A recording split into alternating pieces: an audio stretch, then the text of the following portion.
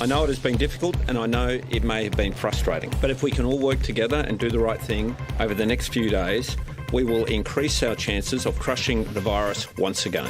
WA is back in lockdown as Perth, Peel and the southwest regions, 80% of the state's population, begin the 5-day ISO.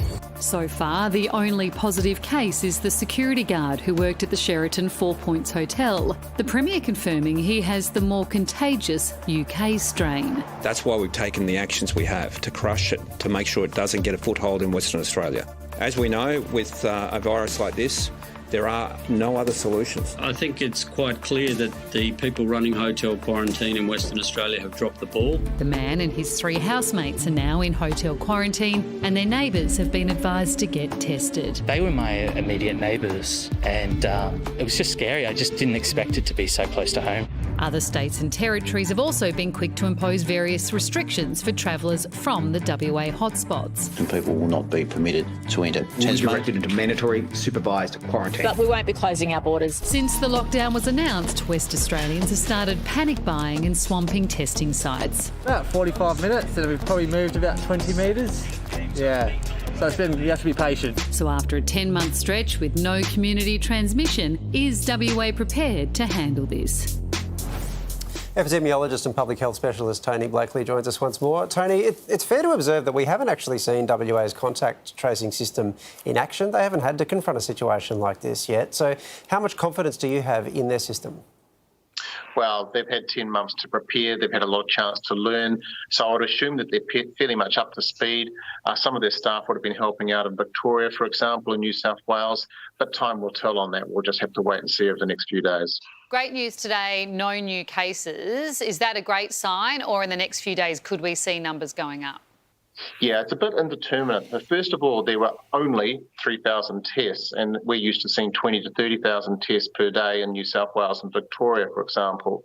The second thing is some of these contact sites are only 2 to 6 days ago, so somebody who might have picked it up in that window would not yet have got to the point where they're giving the virus off themselves. So they will need to go into quarantine, and they may only be test positive for another couple of days. But with these infectious variants, you do want to take these early precautions in case the person has spread it.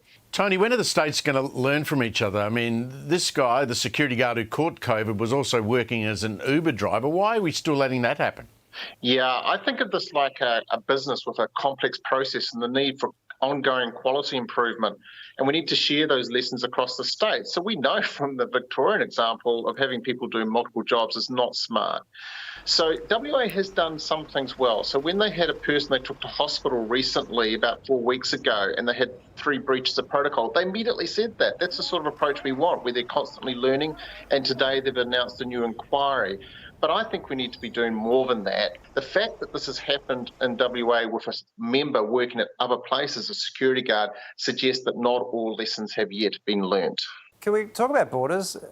It just doesn't seem that we can go on living like this, where borders just get shut immediately, as Victoria, for example, did with WA, and plans are just thrown into total chaos. Queensland as well. You can't ask people to travel around Australia and spend their holiday money here and then just make it too fraught for anyone to travel anywhere. Is this necessary? Is there a better way? I disagree with you a little bit there, Wally. I think that we live in a new normal. For the next 6 months, until we've got, say, half of our population vaccinated, this quick closing of the borders is something that will continue to happen because of different state approaches, but I also think it's probably warranted as well. What it means is, though, is for the individual citizen, when they're planning, they need to know that there's uncertainty. Airlines need to be able to offer tickets they can exchange, or you can take out insurance policy. That's just the new reality, I'm afraid. But, for example, is there any point closing a border when a city is already in lockdown? That just seems like a redundancy. Well, if the city's in lockdown, you don't want the people coming out of there, but there is the peripheral group. I hear what you're saying. So if it's in lockdown, why do you need to close the whole border to the rest of the state? You make a good point there.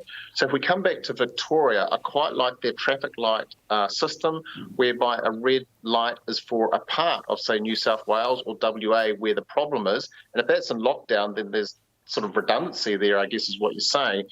but you're not shutting the border to the whole state. Now, Queensland and WA have both taken approaches to shutting borders to whole states quite frequently, so there could be some fine-tuning there. So on that point, I agree with you, but just saying that we don't need to have border closures, I think, is naive, to be blunt. Tony, just before we let you go, I couldn't help but notice behind you, you have something labelled The Ugly Duckling and something else that says Three Little Pigs. Are they book covers or are they just harsh labels for your family photos? No, actually, I'm in a holiday accommodation and I thought that was the best background for the project. Hope you don't get locked out of wherever you've come from, Tony. I hope so too, but I'm quite close to home, so I should be fine. We really can't argue with his background choice there, can we? No. I mean, that sums us up. It's pretty good, yes. Yeah, yeah. Are you saying this is The Ugly Duckling? And we're the Three Little Pigs. I don't know which one's worse. Who do you want to be? I can't tell. We'll go figure that out, Tony. In the meantime, we'll let you go. Thank you very much. Pleasure. Bye-bye.